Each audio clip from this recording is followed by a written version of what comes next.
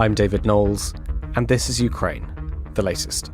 Today, we bring you the latest updates from Ukraine, discuss the challenges and hopes of Ukraine's EU journey, and we get the lowdown on Ukrainian democracy and politics from regular guest and contributor Aliona Hilivko. Bravery takes you through the most unimaginable hardships to finally reward you with victory. If we give President Zelensky the tools, the Ukrainians will finish the job. Slava Ukraini! Nobody's gonna break us. We're strong. We're Ukrainians. Every weekday afternoon, we sit down with leading journalists from the Telegraph's London newsroom and our teams reporting on the ground to bring you the latest news and analysis on the war in Ukraine. It's Thursday, the 9th of November, 1 year and 258 days since the full-scale invasion began. And joining me today are Associate Editor Dominic Nichols, Assistant Comment Editor Francis Durnley, and Aliona Hilivko, Managing Director at the Henry Jackson Society. I started by asking Dom for the latest news from Ukraine. Well, hi David, hi everybody. So let's start off in the east around Avdiivka, and Ukraine's military has said that Russia has grouped an estimated 40,000 troops in the area, preparing for the third wave of assaults. We talked yesterday that whether or not this is actually how you count the waves we're unsure, but Ukraine yesterday was talking about successive waves and saying they were waiting for the next one, this third one. So Anton Kotskon, the spokesperson for the 110th Separate Mechanized Brigade, said they are building up reserves. They've brought in about 40,000 men here, along with ammunition of all calibers. We see no sign of the Russians abandoning plans to encircle Avdiivka. Now, we know that Russia has been pushing to the north and the south from their positions in the east. Mr. Kotskon has said that they are playing cat and mouse by sending up huge numbers of drones to scout out Ukraine's defences. They've been Russia have been pushing against Avdiivka for months at great cost. We think the town has only about 1,500 people from its 30,000-ish pre-war residents remaining. It's not exactly the same situation as Bakhmut, which was a great opportunity to get the Russian military, and in particular the Wagner Group, to break itself. Avdiivka has more significance than that. It's not a major strategic hub, but it would confer significant advantage to whichever side holds it, because Ukraine's had it for so many years. They've built up strong defences there. So if Russia were able to take possession of those defences, it's a tough nut to crack, as we are seeing. Equally, Ukraine sees it as a kind of springboard from which it can push into the east as and when they are able and willing to do so. Now, separately, Russian state media. So, got to sort of, if they're happy to trumpet it, we've got to take this with a grain of salt, but possibly closer to the truth than from the Mill blog community. Russian state media are saying that Russia's going to be using Ukrainian prisoners of war on the front lines to fight for Moscow. So a video posted by RIA Novosti shows Ukrainians swearing allegiance to Russia. They're dressed in all the gear, got weapons. They're going to be in a battalion named for the controversial medieval nobleman and state leader Bogdan Magnitsky. Obviously not immediately possible for us to verify that report. The report did happen, but not exactly possible for us to verify that the event has happened, or whether there is any coercion for the prisoners of war into making this supposed move. But it would be a violation of the Geneva Conventions relating to the treatment of prisoners of war that forbids that PWs, in British terminology, prisoners of war, POWs in many other countries, forbidden from being exposed to combat or from working in unhealthy or dangerous conditions, whether they are coerced / volunteered or not. So Yulia Gobinova, who's a senior researcher on Ukraine at the Human Rights Watch, said Russian authorities might claim they are recruiting them on a voluntary basis, but it's hard to imagine a scenario where a prisoner of war's decision could be taken truly voluntarily, given the situation of coercive custody. Next. Russia, so today's UK Defence Intelligence update says Russia will likely need to reallocate surface-to-air missile systems protecting distant parts of Russia to maintain its coverage and effort in Ukraine, following recent losses up to and including last week around Avdiivka. So British Defence Intelligence saying today positioned at strategically important locations as well as along Russia's borders. Removing systems would almost certainly weaken Russia's air defence posture on its peripheries. The reallocation of strategic air defence assets would further demonstrate how the Ukraine conflict, some might say a war, continues to overextend Russia's military and strains its ability to retain baseline defences across its vast area. I mean, this continues. We talked yesterday about the signature equipment, how some bits of kit equipment are much more valuable than others. I was talking yesterday about combat engineering capabilities, but air defence systems are certainly in that bracket. So the fact that these are being very heavily worn down, destroyed, that is a significant. I mean, you don't replace them overnight, basically. And if Russia's having to move them from elsewhere around the country, particularly along the border with Finland, which apparently now it's in NATO, is just waiting to invade, then that is significant. Next one, a Russian missile has damaged a Liberia-flagged civilian vessel entering the Black Sea, Odessa region of the Black Sea, killed 1, injured 4. This came out of Ukrainian officials yesterday. So you'll remember, since pulling out of the grain deal, the UN-brokered deal that guarantees safe shipments for Ukrainian grain through the Black Sea, Russia has repeatedly hit Ukrainian port infrastructure. Ukraine's Southern Military Command said on Telegram this morning the missile hit the superstructure of a civilian vessel under the flag of Liberia at the moment of its entry into the port. Then responding to that, Denise Brown, who's the humanitarian coordinator for Ukraine from the UN, said the consequences of this brutal and relentless pattern of Russian attacks on port facilities are devastating for Ukraine's economy and the hundreds of millions of people facing hunger worldwide. I'm outraged to learn of an attack yesterday on a civilian vessel in Odessa, killing a port worker and injuring crew members. International humanitarian law strictly prohibits attacks on civilian infrastructure. The vessel, the Liberian-flagged vessel, was thought to be transporting iron ore to China. That came from Ukraine's infrastructure minister, Alexander Kubrikov. On the ground, continued shelling and missile strikes have killed people, civilians across the country, but in particular in the east. Fighting is continuing along the line of contact. And Ukraine's emergency service on social media said the village of Bagatia was hit yesterday out in the east, causing civilian deaths. Couple more. Energy infrastructure. Russia is thought to have attacked Ukraine's energy system 60 times in the run-up to winter. This is from Ukraine's energy ministry yesterday. Ukraine is bracing itself for, as last winter, another concerted campaign of attacks on the power grid. Last winter, you'll remember, thousands of Russian drones and missiles hit the power sector, widespread blackouts. But the Energy Ministry said in a statement, in recent weeks, energy infrastructure facilities were attacked 60 times with different types of weapons. After each new attack, the need for energy equipment grows, and therefore the help of partners for the Ukrainian energy sector is very important. We're going to hear more of that, I'm sure, in the next over the next few weeks. And then just finally, since February 22, nearly 4,000 educational facilities have been damaged or destroyed by Russia. This is coming out of Human Rights Watch. They said that this morning. Most of the damage to the educational facilities resulted from aerial attacks, artillery, rockets, in some cases including cluster munitions, causing significant damage. And the Human Rights Watch offered a 71-page report and said that Russian forces have frequently looted and pillaged schools that they've occupied, which is a war crime.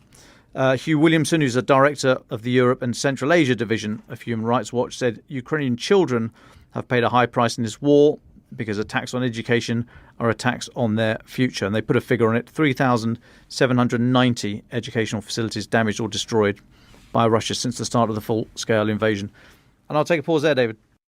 Well, thank you very much, Dom. Francis Durnley, yesterday we heard from our Brussels correspondent, Joe Barnes, who was in the room as Ursula von der Leyen, the EU Commission President, announced that they believed that Ukraine was ready for, or recommending Ukraine for negotiations to begin to enter the EU. You've had further reflections on this. Francis Durnley. Well, thanks, David. Ukraine will one day become a member of the European Union. I see that now as a statement of fact, not speculation.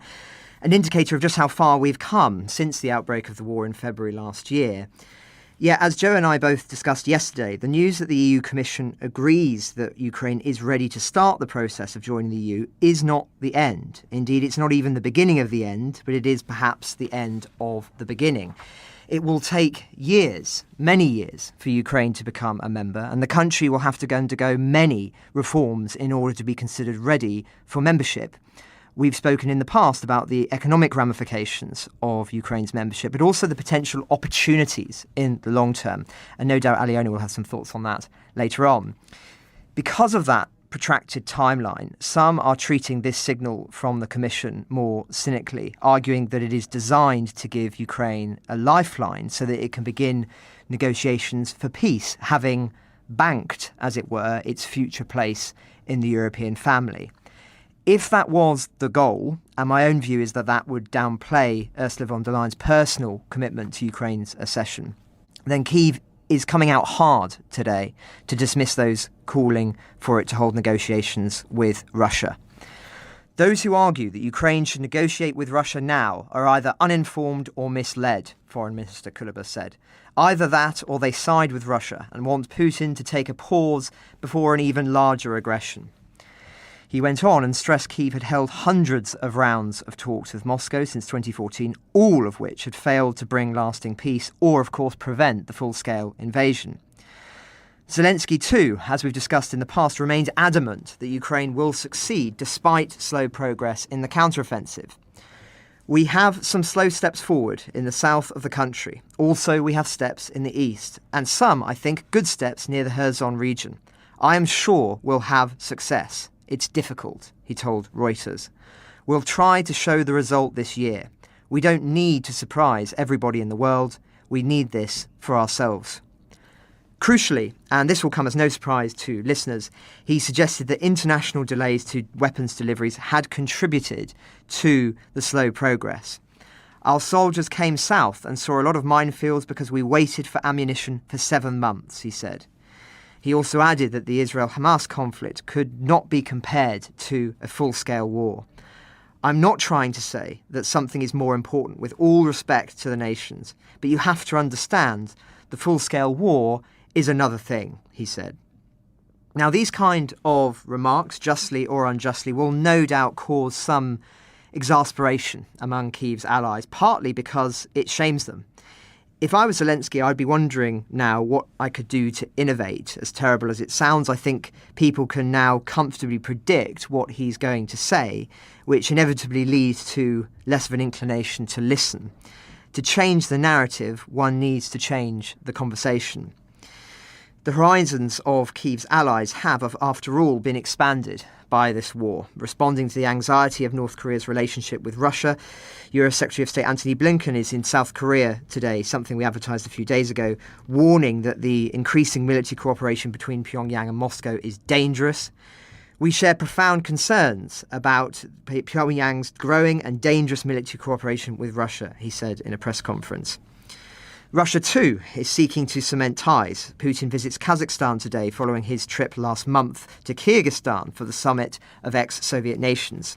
Speaking at the start of his talks with Kazakhstan's president, Putin hailed multifaceted ties between the countries and said they would determine new areas of strategic cooperation. Now, listeners will recall that oil-rich Kazakhstan and other Central Asian nations have maintained a delicate balancing act, preserving strong economic ties with Moscow, but refusing to recognise its annexation of the Ukrainian regions currently under Russia's control. No doubt there will be some frank conversations behind closed doors.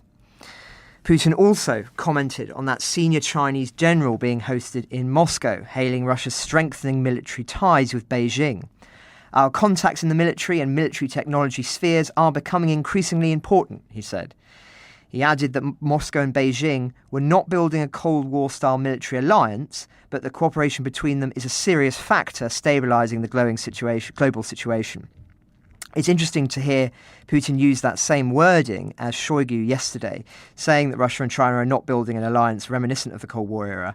I wonder if the Chinese stipulated that he say that, and that would be revealing if so.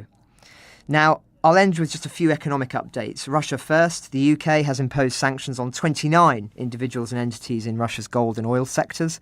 Among those sanctioned were two of Russia's largest gold producers, Nord Gold plc and Highland Gold Mining Limited. The two companies did not immediately respond to requests for comment. The National Crime Agency also issued an alert to financial institutions, warning them about Russian attempts to use gold to evade sanctions. Meanwhile, a United Arab Emirates-based network that the government said was responsible for channeling more than $300 million in gold revenues to Russia was also sanctioned. Now, we'll have to do a proper update on the sanctions situation another time, but it goes without saying there are cracks. Reuters have looked into the cases of a private jet linked to a Russian oligarch, which has had to divert its flight routes since the war from the French Riviera, the Maldives and the Seychelles to Kyrgyzstan, Kazakhstan, Belarus and China, a sign of both the limitations and limited reach of Western sanctions in place since Moscow's invasion. Those oligarchs are still getting out and about, and it is not trapping them in Russia, which I think was the original intention. Now, lastly, and perhaps most importantly in the economic field today, we have just heard in the last hour that Ukraine's parliament has approved a state budget for next year, planning for 4.6% economic growth and setting a deficit at about $43.58 billion. The budget revenues are set at that, and next year more than half of all Ukrainian budget spending is planned for the defence sector to fund the war, indicative of just how transformative this conflict is for the economy. Just by way of contrast, 16% of the total federal budget in the US is spent on defence. In Britain, it's about 4.4% of government spending, and in Poland, around 10%. But no doubt we'll want to unpack that further with Aliona. Well, thank you very much, Francis and Dom. Let's go to Aliona Hilivko first. First of all, it's very good to see you again, Aliona. Thank you so much for coming into the studio. Let's start with the EU news then. Francis just now said that this is not even the beginning of the end, but it is perhaps the end of the beginning. What do you say to that? What's your reaction to the news we heard from the EU Commission yesterday? Thank you, David. It's great to be here in the studio with Francis and Dom. Great news for Ukraine indeed on the European front. It's very interesting to hear Francis say that perhaps it could be used as a mechanism to force Ukraine into peace negotiations and to say, okay, maybe one milestone has been achieved, so now it's time to progress on other fronts.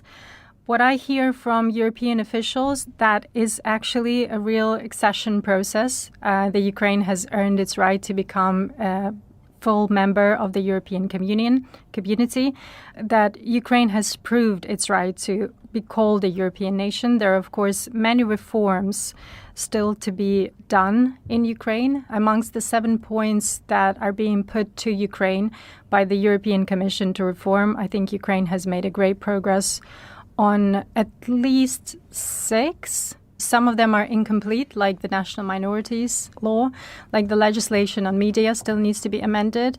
There are, of course, many issues on anti-corruption efforts and anti-money laundering, de-oligarchization. All of those are underway, but certainly Ukraine is making a really good progress.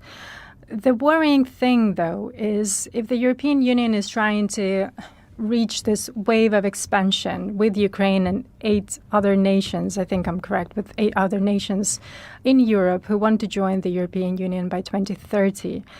We will need to fight through many dynamics within the European Union.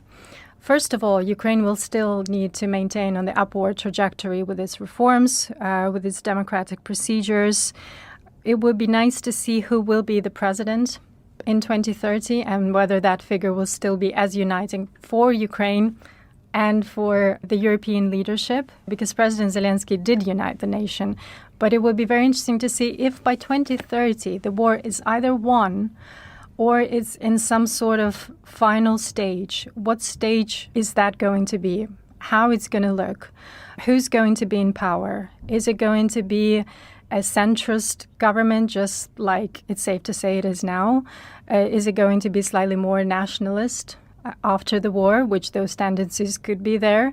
Will it be disappointed perhaps in some of the Western partners' lack of help and support throughout the war, and maybe the war damage and the casualties will be too high because of the stalling of the ammunition and weapons supply. So all of those internal factors in Ukraine will play a massive role, and we can't really answer those questions now. But also the European neighbors of Ukraine, like Poland, Hungary, Slovakia, even Romania and Bulgaria potentially. What is their stance going to be on Ukraine entering the EU, and which quotas and tariffs will be acceptable to Ukraine? Which ones will be agreed upon? We have seen a massive agricultural crisis unfolding in Poland over the last few months. So what the situation is going to be there like with the truckers, with the farmers of Poland. Ukraine is a very strong agricultural player, and entering the EU market will certainly be challenging. And Poland, of course, is known for its very strong stance on protecting their national produce. So it's going to be very interesting to see how those countries who have been the biggest supporters in the war, how they will act in the time of peace, because normally that's quite a different story. So there are so many factors to watch before Ukraine actually becomes a member of the European Union. But I, like Francis, am 90% certain that we will be the EU member. Well, thank you very much for that overview, Aliona. I know that Dom and Francis have questions on this, so why don't we take those questions now before we move on? Dom, since you messaged me first, do you want to go first? Yeah, sure. Thanks, David. Aliona, lovely to see you again. A couple, if I may. It might not have escaped your notice that we in this country have had a little bit of a falling out with the EU. I just want to... We're talking about Ukraine wants to join the EU. It's going to be great, travel and all the economic benefits and all that kind of stuff. I mean, I could go on, but I fear I'll get a bit of flack here from my right flank. But, what kind of internal opposition is there, if any, in Ukraine to joining the EU? We seem to talk about it as this unalloyed, good and popular move. Is it really? It is really, in fact. And that's rare. And I think that's something really new for the Ukrainian society. Obviously, Ukraine has been moving towards the European Union, European values and aspirations to become a part of this European community for a long time. I personally witnessed that shift through my whole adulthood when we first started with the Orange Revolution in 2004. That was the very first social uprising to join the EU, to have European rules and norms, for example, during the elections, all the way through to 2014, when the president refused to sign the EU association agreement and the massive protest broke out. So that was the reaffirmation of that.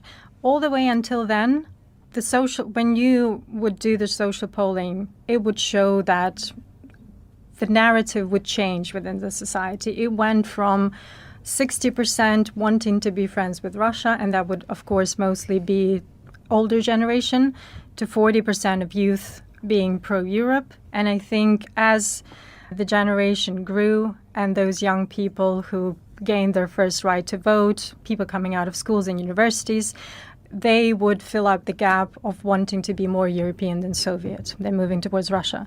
So I think right now, and especially after the first invasion in 2014, 9 years of war, and now the second invasion, there's definitely very little of pro-Russian narrative left. Perhaps maybe only in the occupied territories and the territories near the front line.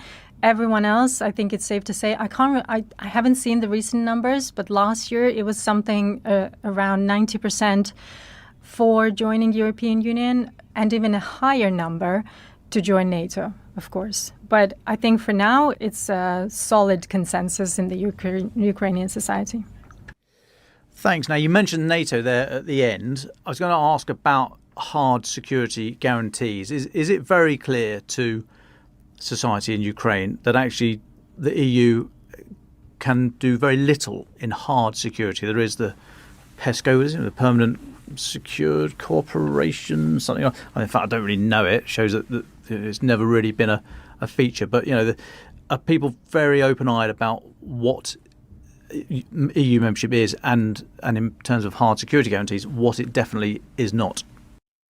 Absolutely. Even though when I listened to Ursula von der Leyen's address to the ambassadors of the EU after she came back from her trip to Ukraine, she mentioned the European Defence Union, or an idea of such, that perhaps the EU will try to establish. And I've heard that also from several European Union officials that actually could be on the agenda of some sort of defense union. I think it started in France, of course, trying to put something together. But Ukrainians are very clear about the fact that it's more of an economic and cultural community that they want to join, that they want to be a part of this new world and move away from the Soviet past, somewhere where Russia is desperately trying to pull us back into. When it comes to security guarantees, defense, and just having safety on our eastern border, that definitely goes towards NATO. And that's why we are separating very clearly the EU membership and NATO membership. And that is definitely not off the agenda. Aliona, lovely to see you. I want to ask about Zelensky's decision to not go ahead with a general election. It's quite a controversial one, I think many would say, that we've been debating it on the podcast, the advantages and disadvantages of him doing it or not doing it, as the case may be. Where do you stand on this? And perhaps most interestingly, where do you think Ukraine itself stands on this? We've not really heard that many voices from within the country itself comment on this, but I imagine that there are some for which this is very controversial and they're frustrated about it. Very quickly, could I add on a question there, Francis? And just to say, if the election doesn't happen, at what point do you think the democratic sort of legitimacy does run out? As we know that we don't know when this war may end, of course. So does that sort of, that's the question. Aliona. Thank you, David and Francis. So first of all, I will say that for me as a Ukrainian, it was really strange to hear the calls from the West to hold the elections. Because for us, and maybe because I was in politics, it's very clear, again, as I've said, that during the martial law, the elections in Ukraine are out of question. It's banned under the constitution. The martial law doesn't give the right to hold in elections, to announce the elections, while the martial law is in act.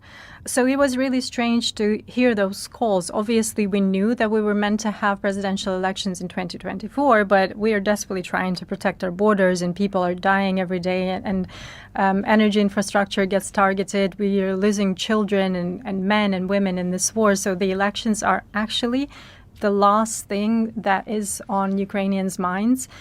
And I'm not saying that just on behalf of myself. I did specifically go onto Ukrainian media. I've tried to read and listen to various experts in the field, journalists, civil society, watchdogs.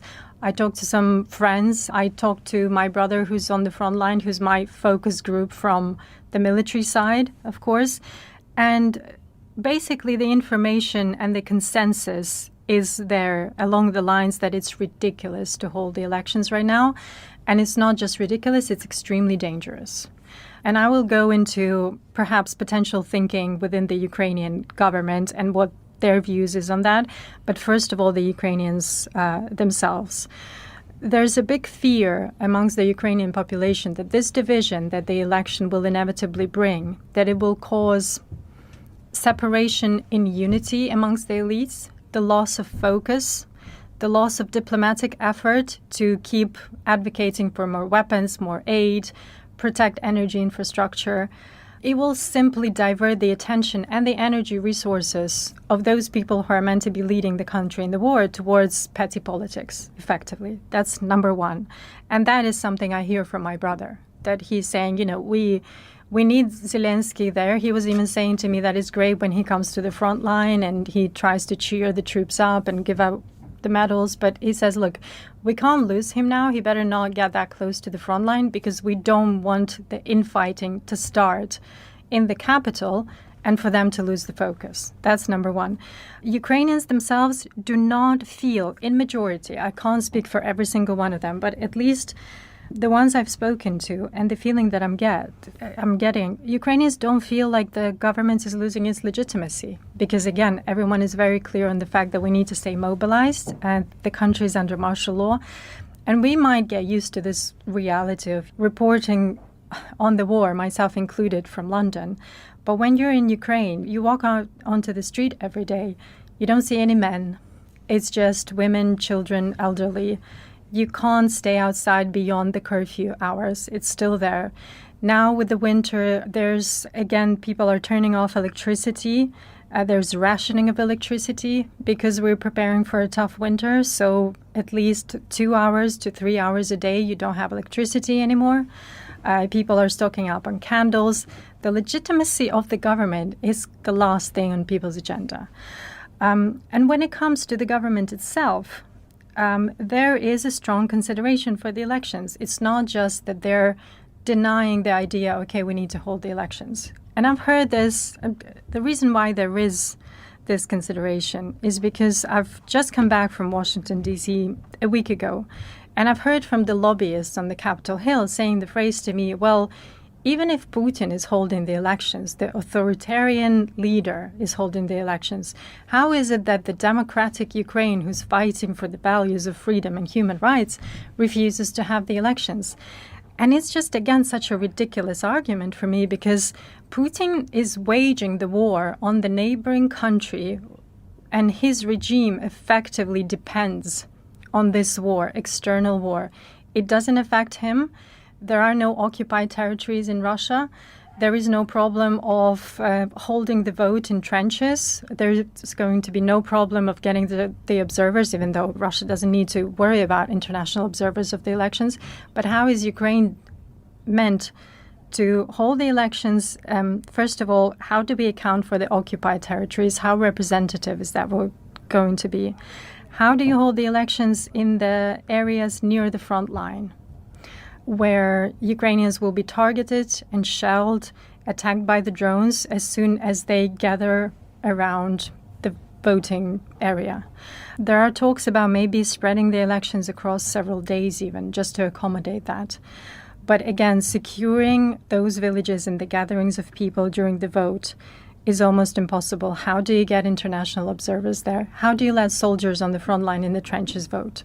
All of these questions are being passed down to Capitol Hill, and there are no answers there. There's just simply this blind narrative of Russia's holding the elections. Why isn't Ukraine doing the same? Well, Russia doesn't have any occupied territories, and the elections in Russia are a sham, so they don't need to worry about all of these mechanisms. Ukraine is trying to keep all of its resources intact, to just stay focused on the war and to prevent the loss of life. That's the number one thing for us on the agenda. And one final thing on thoughts, even in close circle around President Zelensky, according to what I hear from some journalists in Kyiv, when they're saying that he is actually seriously considering, he's thinking, is it right, in order for him to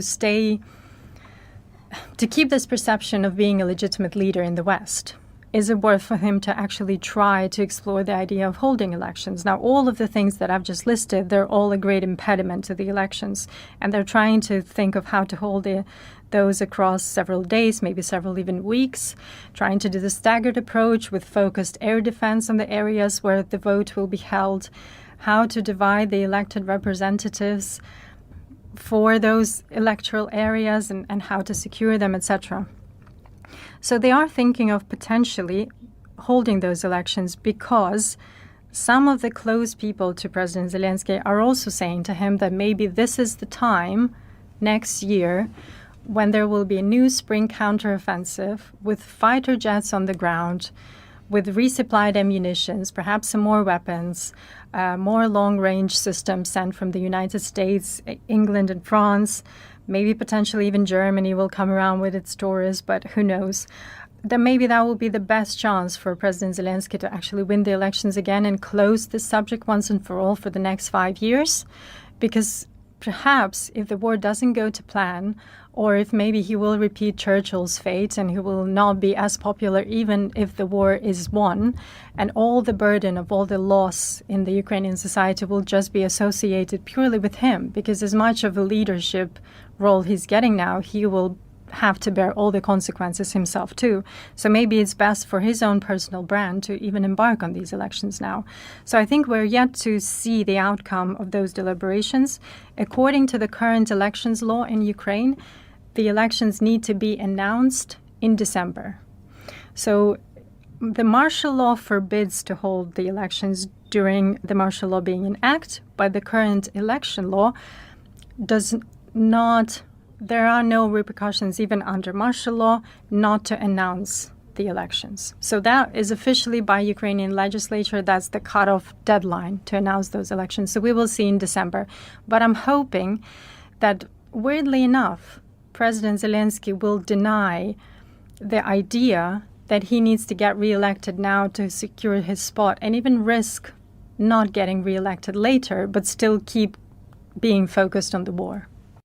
Thank you. It's very interesting hearing those comments, but also hearing what you heard in Washington, which tallies with what we were speculating a couple of days ago, given that Putin is running for election, very much in inverted commas. So once you made reference there to the potential for infighting if there were an election. What are the factions within Ukrainian politics at the moment? Who do you think that fighting would come from? Who are the Zelensky critics, and who would we see stand against him, do you think? Ukrainian politics have experienced an interesting shift in the last 2 years, whereas before, as I've told several times on this podcast, Ukrainian politicians, similar to society, were divided between pro-Russian and pro-European. Today, 90% of them are pro-European. We're for Ukraine's sovereignty, territorial integrity, the victory in the war. So in that sense, everyone aligns. But it has now come to the tactics and the strategy of the war. And there are several factions that are being formed as we speak. So first of all, it's the volunteer sector. We have seen the emergence of several strong leaders within the volunteer section, the ones who've secured really a lot of ammunition, humanitarian aid, healthcare. They actually made a huge difference on the front line, and those will be one of the factions that will be going for political power. And there's also division amongst those. So we will see maybe 2 or 3 candidates, really strong candidates, emerging from the volunteer sector. Now then, there's a military sector, and I'm sure you talked about this alleged rivalry between President Zelensky and his main military guy, Valery Zaluzhny. That's been rumored for a long time, and we've seen General's recent article for The Economist, where President Zelensky perhaps is contradicting some of his statements, although I don't think it's actually there. I think it's more being played out against each other. There was the very first time when it was being alleged that Valery Zaluzhny might be the candidate for president last year, and he was being asked that question quite regularly. He kept denying his political ambitions, but also in quite a vague manner. So that could still be a possibility. He could be one of the military leaders running for the next elections. We can also see a lot of regional ones, like the commander of the South. We could see some new emerging soldiers who are quite active on the front line.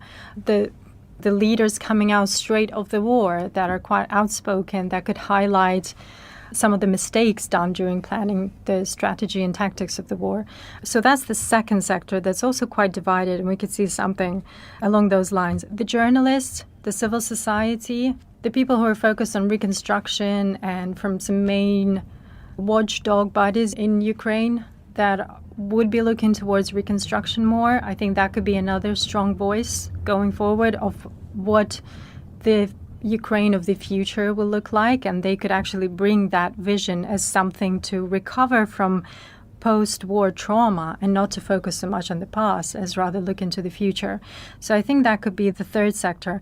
And there's a fourth interesting group of people who are the bereaved former government officials who were fired in the last year or two from either President Zelensky's close circle or his administration, former ministers, former ambassadors. We could see all of them coming back into politics to be the opposition voices, highlighting all of the mistakes that were done trying to get into power. And what about Klitschko, another name that we hear sometimes bandied around? Mayor Klitschko used to be quite a strong voice and a candidate. Even last year, there was quite a lot of arguing going on between the president's administration and Mayor Klitschko. And it was very interesting to see how, very rightly so, I guess President Zelensky has some good political advisors, that he would not directly talk about him or try not to talk about him. It would be like the head of his administration or his advisors, not to put him on the same level with the president. So I think he was considered a rival of Zelensky because I think I'm remembering correctly, because all the elections are all blended into one now before the war, but he did run against Zelensky and Poroshenko in the first tour of the elections, when Zelensky was eventually elected in the second one. So Klitschko will probably run. I'm most sure about it. There are some allegations that perhaps there's a lot of corruption going on in Kiev. So I think his candidacy will strongly depend on that, whether those allegations are true, how credible and viable they are, and how much his direct involvement is in those potential scandals. Thanks so much for all of this, Aliona. One quick question from me. You mentioned briefly in your answer about the tensions between Zelensky and potentially Zaluzhny. And we were aware, of course, and we've reported on the tensions that came from the article and the essay in The Economist and his interview there. You mentioned that this potential rivalry has been going on quite a long time. How serious do you think this is? And is that rivalry is that well known amongst ordinary Ukrainians? Is this something, I mean, you mentioned that your brother on the front lines fear that this kind of infighting could hinder the war effort. Is this sort of what he's thinking of? I can't say for sure how real that rivalry is. I must say the voices highlighting this rivalry are stronger here in the West than they are in Ukraine.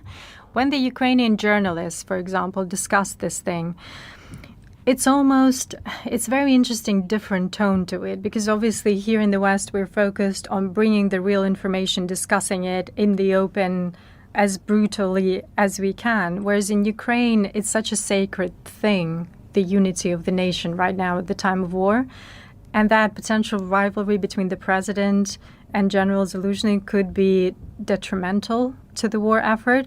So people are asking questions. Could we actually believe that that's a thing? Do we actually think that General Zaluzhny could have political ambitions? Because again, his figure is much needed in the very active military role and strategy planning and delivering on the battlefield, rather than worrying about some political ambitions that he has.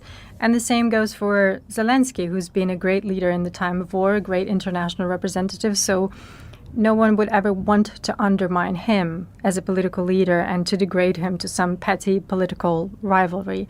So the questions are being asked. As I've said, there were some allegations last year that perhaps Zaluzhny might have political ambitions, but they were not confirmed. And frankly, not that much attention is being paid to it, because Ukraine is facing, as I've said, a whole load of different other problems that is not that pertinent. When it comes to my brother or other soldiers, militaries who are fighting on the front line, that information doesn't even trickle down to them, because there's such a strong focus and discipline within the military ranks that doesn't even come up. It's so irrelevant to them.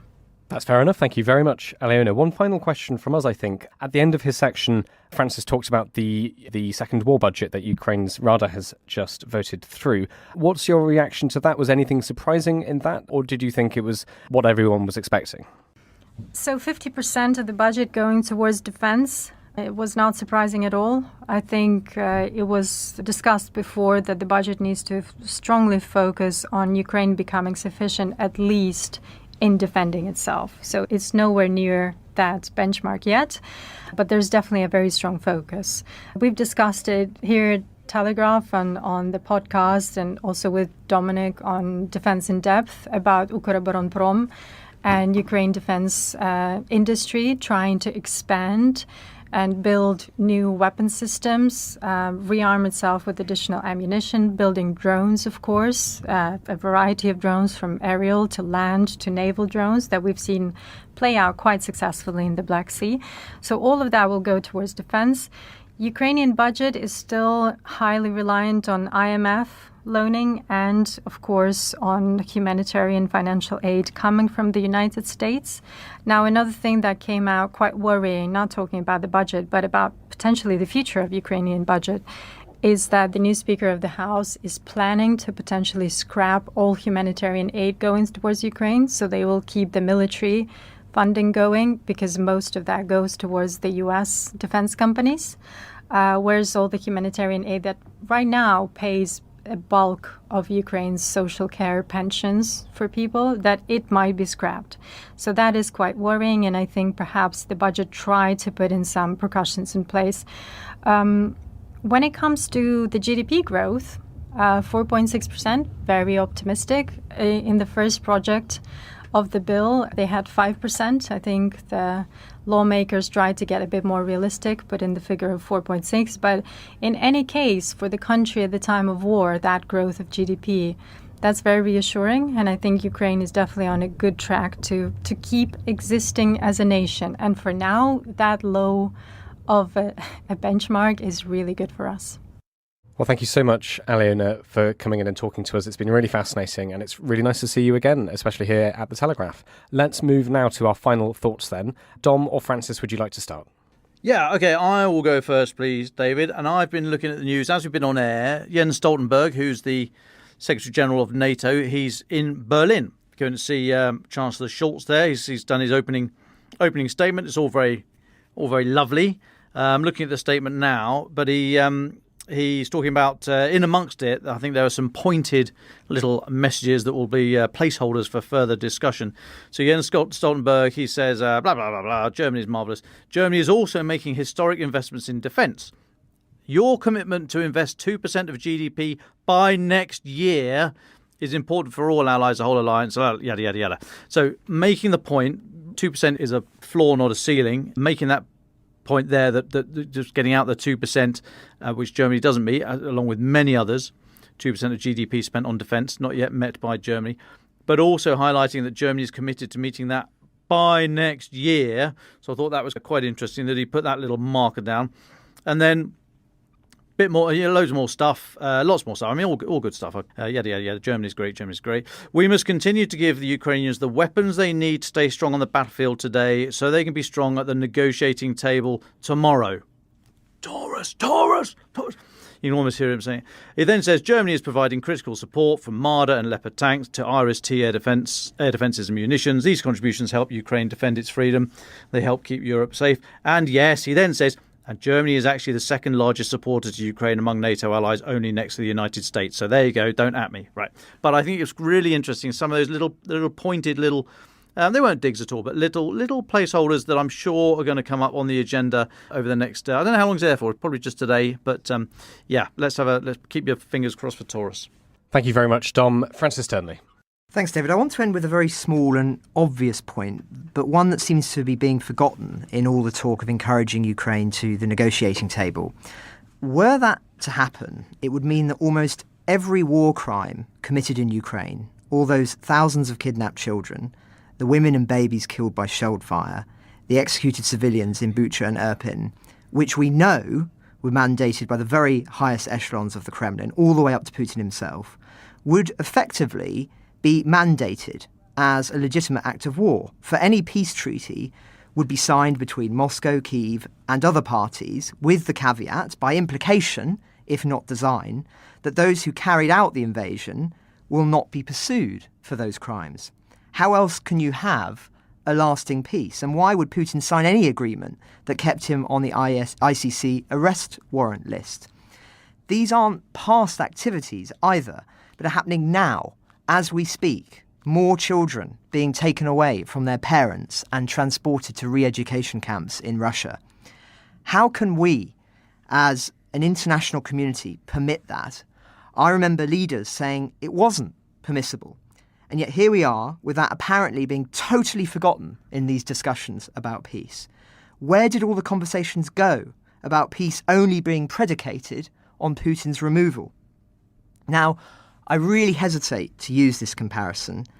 I think the Holocaust was a particular kind of evil in a category all of its own.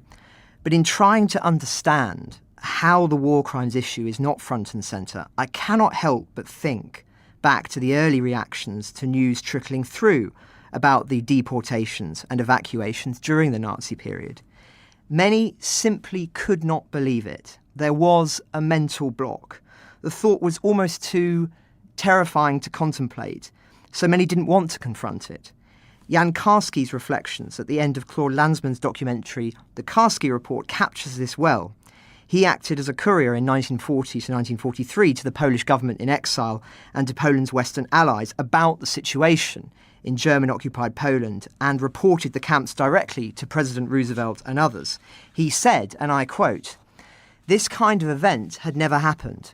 For a normal, cultivated human being with political responsibilities, for each of us, moreover, the brain can only function within certain limits, what our environment, with books, knowledge, information has put in our brain.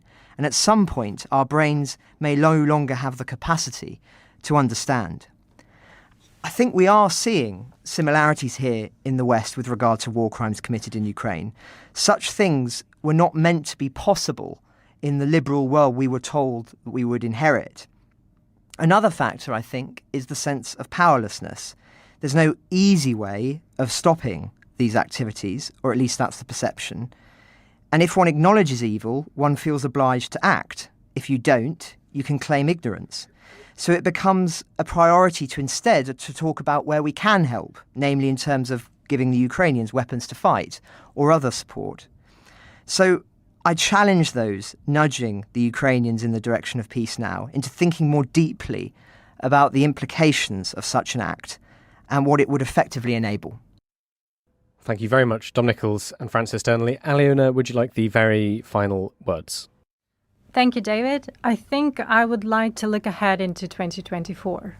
And I would like to look ahead into 2024 as an extremely positive year for Ukraine to come. It's going to be a challenging one because we can see the pre-electoral divisions in the United States, who is the strongest supporter for Ukraine in this war. We are going towards an elections here in the UK, which we don't really know what the outcome will be of those like and what that will mean for Ukraine. We are going towards the elections in the European Union, and we are seeing some really disruptive social cohesion issues within the European societies after the breakout of the Israel-Hamas war, the rise of far-right populism that might be used by Russia, which it has before, to disrupt the European politics and put in place someone who will stall Ukraine's progress in the elections. So these are all the bad sides, but let's look at the positives. In the last 2 years, Ukraine has used up all of the ammunition supplies of the Western countries, according to many claims. Many of those weapons, again, going back to quoting my brother, who must be getting red cheeks right now and hiccups because of me, that's the Ukrainian superstition. When you talk about someone behind their back, he said to me that every third NLAW he used didn't work. Javelins were extremely rare. He had to learn how to use them via PDF files and only got to use one in the course of 2 years because they're so rare. A lot of supplies of ammunition just never got to the front line or were used up very quickly and were very rare. So I am positive about the re-ammunition of the West and as a result, re-ammunition of Ukraine with the newer weapons and more advanced ones. I'm very excited about Ukraine getting long-range weapons, the longer-range ATACMS, the continuation of Storm Shadows and Scalps from Europe. Potentially, hopefully, Germany will come to its senses with Taurus, just like it did with the tanks.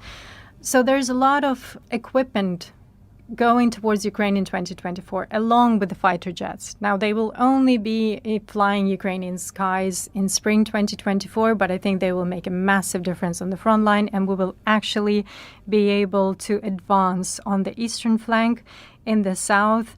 And I think we're very close to getting the Black Sea back, not just for ourselves, but also for all the other NATO countries in the Black Sea, such as Romania, Bulgaria, and Turkey.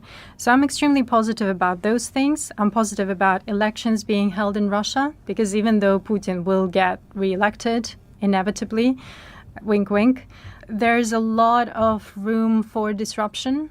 I can see and I can hear some chats going on amongst Russian opposition about getting prepared for those elections. So we don't really know what's going to be happening in the country, what kind of subversion groups will be functioning there, and what the outcome for Putin will be. As we've seen in June this year, that all it takes is one man to turn around his troops and to walk somewhere closer towards Moscow, and the whole regime stops, and the private jets start fleeing Moscow and screaming out loud and trying to figure out where to go and what to do. So Russia is way more fragile than we expect. So I'm really looking forward to the spring elections. As I've said, I'm not really expecting for Putin to be overthrown, but you never know. So all in all, 2024, a very positive year for Ukraine. I'm not saying the year of the victory, although it will be the year where the victory will be brought much closer home. Ukraine the Latest is an original podcast from The Telegraph. To stay on top of all of our Ukraine news, analysis and dispatches from the ground, subscribe to The Telegraph.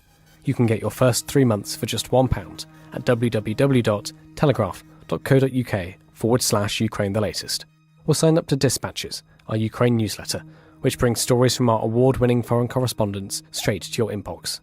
We also have a Ukraine live blog on our website, where you can follow updates as they come in throughout the day, including insights from regular contributors to this podcast. You can listen to this conversation live at 1 p.m. London time each weekday on Twitter Spaces. Follow The Telegraph on Twitter so you don't miss it. To our listeners on YouTube, please note that due to issues beyond our control, there is sometimes a delay between broadcast and upload. So if you want to hear Ukraine the Latest as soon as it is released, do refer to the podcast apps. If you appreciated this podcast, please consider following Ukraine the Latest on your preferred podcast app. And, if you have a moment, leave a review, as it helps others find the show. You can also get in touch directly to ask questions or give comments by emailing ukrainepod@telegraph.co.uk. We do read every message, and you can contact us directly on Twitter. You can find our Twitter handles in the description for this episode. As ever, we are especially interested to hear where you are listening from around the world. Ukraine the Latest was produced by Giles Gear, and the executive producers are David Knowles and Louisa Wells.